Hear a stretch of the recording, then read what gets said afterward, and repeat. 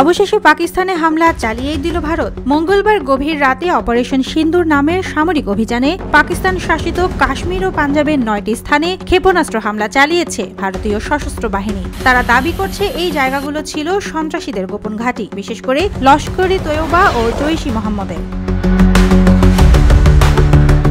ভারতের পক্ষ থেকে জানানো হয়েছে এই হামলা ছিল 22 এপ্রিল পহেলগামে হিন্দু তীর্থযাত্রীদের উপর চালানো সন্ত্রাসী হামলার জবাব, যেখানে প্রাণ হারান 26 জন। সেই ঘটনার পর থেকেই দেশ জুড়ে চলছিল প্রতিশোধের জোর প্রস্তুতি, যার পরিণতি হয়ে উঠল এই অভিযান।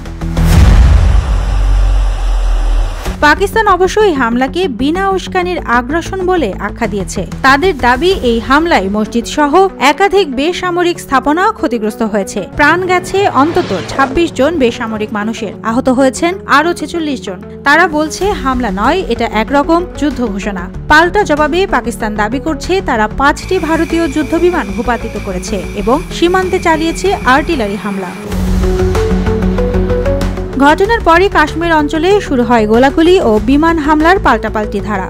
ভারত ও পাকিস্তান উভয়েই সীমান্তে বাড়িয়েছে সেনা মোতায়েন। বন্ধ করে দেওয়া হয়েছে কাশ্মীরের স্কুলগুলো। দুই দেশের মধ্যে কূটনৈতিক সম্পর্কও ভয়াবহভাবে ক্ষতিগ্রস্ত হয়েছে। পারস্পরিক কূটনৈতিক বহিষ্কার, সীমান্ত বাণিজ্য বন্ধ এবং গুরুত্বপূর্ণ সব দ্বিপাক্ষিক চুক্তি স্থগিত। এই পরিস্থিতিতে আন্তর্জাতিক মহলেও ছড়িয়ে পড়েছে তীব্র উদ্বেগ। জাতিসংঘ মহাসচিব অ্যান্তনিও গুতেরেস সরাসরি বলেছেন, ভারত পাকিস্তানের আরেকটি সামরিক সংঘাতের ভার এই বিশ্ব বহন করতে পারবে না। যুক্তরাষ্ট্র, চীন, যুক্তরাজ্য সহ বিভিন্ন দেশ দুই পক্ষকেই সংযম প্রদর্শনের আহ্বান জানিয়েছে। কিন্তু প্রশ্ন হলো, এই সংযম কতটা কার্যকর হবে? দুই পরমাণু শক্তিধর দেশ মুখোমুখি দাঁড়িয়ে যখন নিজেদের শক্তি প্রদর্শনের প্রতিযোগিতায় নামে, তখন একটিমাত্র ভুল হিসাবেই হতে পারে বিস্ফোরণের ট্রিগার।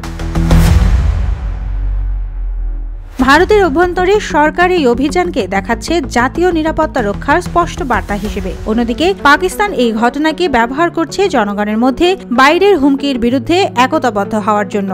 আর এই দুই রাষ্ট্রীয় বয়ানের মাঝখানে পড়ে যাচ্ছে সীমান্ত এলাকার সাধারণ মানুষ, যাদের উপর এই সংঘাতে সরাসরি প্রভাব পড়ছে।